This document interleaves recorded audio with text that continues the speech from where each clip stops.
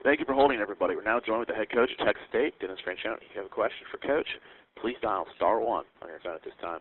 Coach, while we're waiting for questions to get in the queue, would you mind starting us off with a opening statement? We got beat by a good football team Saturday night. We played Texas Tech. We played some good teams, and that was probably the best team we played this year. Looking forward to coming home. Got a nice home stretch here. Things don't get any easier for us. Get to play the next team picked to win the league in Louisiana Monroe. Thank you very much, Coach. As a reminder, members of the media, it is *1 to ask questions. Coach, could you talk a little bit about what you've seen from ULM so far when you had a chance to look at the tape? Well, a lot of veterans playing, a lot of seniors, good, aggressive, solid, sound defense, and, good offensive scheme, very patient, work it very well. The new quarterback came in, I thought, and did a good job.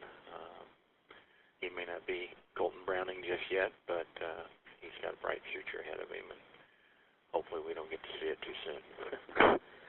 Thank you very much, Coach. Our first questions come from Tabby Sunye with the Monroe News Star. Tabby, please go ahead. Good morning, Coach. Good morning. You guys touched on the quarterback deal. It's not something that Coach Berry would have wanted this year, but you yourself have had to forcefully try out some different quarterbacks there. What exactly were you looking for out of all the different guys you tried out and trying to get the best production for your offense? Well, I think, all of our quarterbacks bring strengths and weaknesses, but we needed somebody to provide some spark to move our team. The bottom line with any quarterback is, does he move the chains and does he get his team to the end zone? And certainly the other 10 around him have to play and do their part.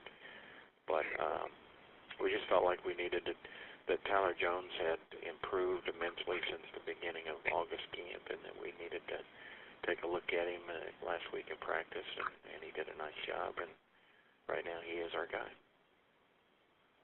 And with having that crucial spot like that, and then you having a really great relationship with Coach Berry, just kind of having to deal with that adversity of trying to find the right guy, especially when your guy is a Colton Browning who's out for the year. Just, how does that just completely alter a team in so many years that you've been around? I'm sure maybe you've been around a situation like that. Well, anytime you lose a senior who's played as many snaps and done as many great things as their quarterback has, it has to have a little impact, I think, on your team.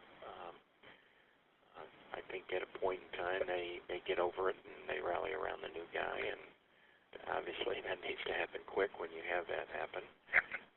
Everybody's got to tighten their belt, play a little better, and take some of the load off the new quarterback. But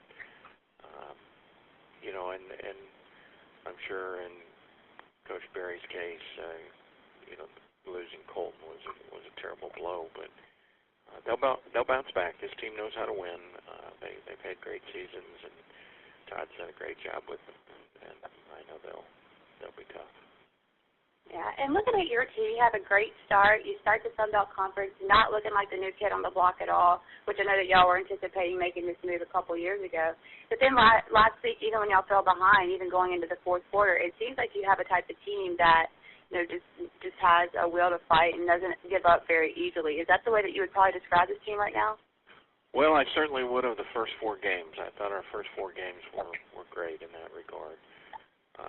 We kept fighting the other night, but that team that played Saturday night was not reflective of the team that played the first 4 games for some reason. And I think they were imposters wearing our uniforms at times. I'm just joking there, but and when I make that statement, I certainly don't want to detract from the fine performance that Lafayette gave. They played very well. I just didn't think that we held up our end of the bargain. Yeah. All right, Coach. Thanks for your time this morning. All right. Thank you. Thank you, Tabby, and thank you, Coach. That's all the questions we have for today. I do appreciate your time. All right. Thanks. So we can stand by. We'll have Bobby Vitrino of Western Kentucky on shortly. Please stand by.